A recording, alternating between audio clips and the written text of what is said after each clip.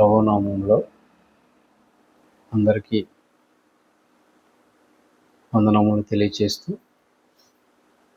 జేడీఈ వారు నిర్వహించున్నటువంటి ఈ ఛానల్కు ప్రతి ఒక్కరిని ఆహ్వానం తెలియజేస్తున్నాము. మా యొక్క ఛానల్ను ఆదరించి ప్రతి ఒక్కరూ చూస్తూ లైక్ చేస్తూ సబ్స్క్రైబ్ చేసుకున్నటువంటి ప్రతి ఒక్కరికి ప్రభునామంలో వందనాలు తెలియజేస్తున్నాము. మొన్న జరిగినటువంటి గుడారాల పండుగ హోసన్నా మినిస్ట్రీ వారు నిర్వహిస్తున్నటువంటి ఆ గుడారాల పండుగకు అనేక మంది, లక్షలాది మంది దేవుని వాక్యం వినడానికి వచ్చి దేవుని వాక్యాన్ని విని పరిశుద్ధాత్మ శక్తిని పొందుకొని వెళ్ళినట్లుగా మనము చూసాము. నిర్వహించినటువంటి హోసన్నా మినిస్ట్రీ వారికి, దైవజనులకు ప్రభునామంలో వందనాలు తెలియజేస్తూ ఇంకనూ అనేక మంది ప్రభువు తట్టు తిరిగిలాగున అనేక ప్రాంతాలలో ఈ సువార్తను ప్రకటించడానికి దేవుడు కృప చూపించి నడిపించునుగాక. ఆ గుడారాల పండుగ ద్వారా అనేక మంది రక్షింపబడినట్లుగా మనము కూడా పాత నిబంధనలో చూసాము. నిర్గమకాండంలో మోషే గారు యెహోవా దేవునితో మాట్లాడడానికి వెళ్ళిన సమయంలో ఇశ్రాయేలీయుల కొరకు ఒక ప్రత్యక్ష గుడారాన్ని ఏర్పాటు చేయమని చెప్పడము మనము చూసాం. ఆ ప్రత్యక్ష గుడారము ద్వారా దేవుడు స్తుతించబడడానికి, మహిమపరచబడడానికి, ఆరాధించబడడానికి మోషే గారి ద్వారా ఏర్పాటు చేశారు. ఆ ఏర్పాటు చేసినటువంటి ఆ ప్రత్యక్షపు గుడారంలో నిత్యము వెలిగింపబడినట్లుగా ఒలీవ నూనె ఉపయోగించడానికి ఆ రోజుల్లో ఏర్పాటు చేయబడింది. నిత్యము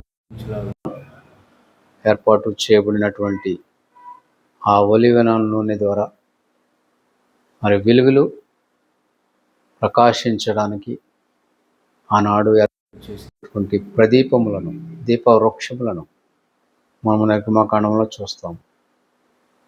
అదే ప్రకారంగా సొలొమోను మహారాజు గారి ద్వారా దేవుడు కట్టించినటువంటి దేవాలయంలో కూడా నిత్యము వెలిగించబడడానికి ఏర్పాటు చేసినటువంటి ప్రదీపములను, దీపవృక్షములను కూడా చూస్తాం. మందసము ముందు ఆ దీపము నిత్యము వెలిగిచూ ఉండేది.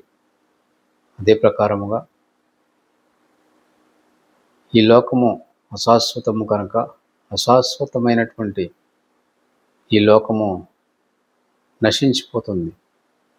మత్తయి సువార్తలను, ప్రకటన గ్రంథములను మనము చూసినట్లయితే భూమి ఆకాశములు గతించిపోతాయి. అలాగే భూమి ఆకాశములు గతించిన నా మాటలు గతింపనేరవని యేసుక్రీస్తు ప్రభువారు చెప్పిన మాటను జ్ఞాపకం చేసుకోవచ్చు.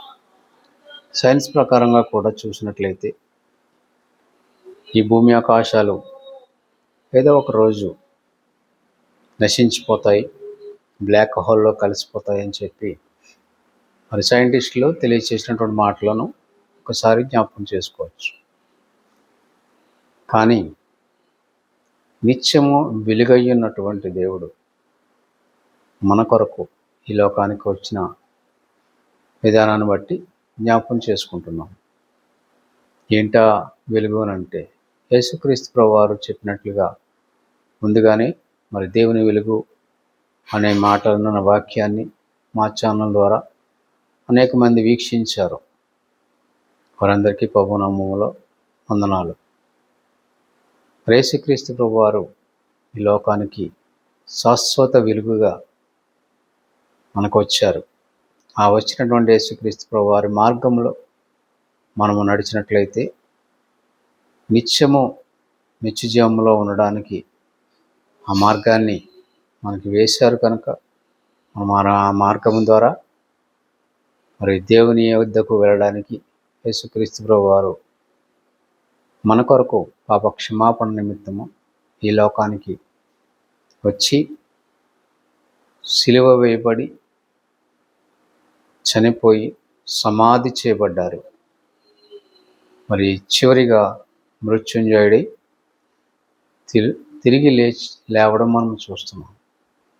ఆ తిరిగి లేచినటువంటి యేసుక్రీస్తు ప్రభువారు, పునరుత్థానుడైనటువంటి యేసుక్రీస్తు ప్రభువారు, మహిమ శరీరాన్ని ధరించుకున్నటువంటి యేసుక్రీస్తు ప్రభువారు, ఆ ప్రభువుని బట్టి ఆ వెలుగులో మనము కూడా నడవడానికి మరి ఈ ప్రత్యక్షపు గుడారము, సొలొమోను మహారాజు గారు కట్టించినటువంటి దేవాలయము శిథిలమైపోయి ఈ గుడారాలన్నీ శిథిలమైపోతాయని చెప్పి పత్రిక పాఠంలో మనం చూస్తాం.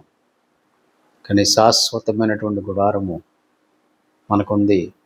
ఈ గుడారాల ద్వారా రక్షింపబడినటువంటి ప్రతి ఒక్కరూ శిక్షింపబడకుండా ఉండడానికి యేసుక్రీస్తు ప్రభువారి నామములో, అన్ని నామముల కన్నా పైనామము యేసుక్రీస్తు నామము కనుక ఆ నామములో మనమందరము మరి ముందుకు నడవడానికి, పందెములో ఓపికతో పరిగెట్టడానికి, గురి యొద్దకే వెళ్ళడానికి, మరి గురి యొద్దకే చూడడానికి దేవుడు మనకి శక్తిని, వెలుగును, బలాన్ని అనుగ్రహించి నడిపించునుగాక.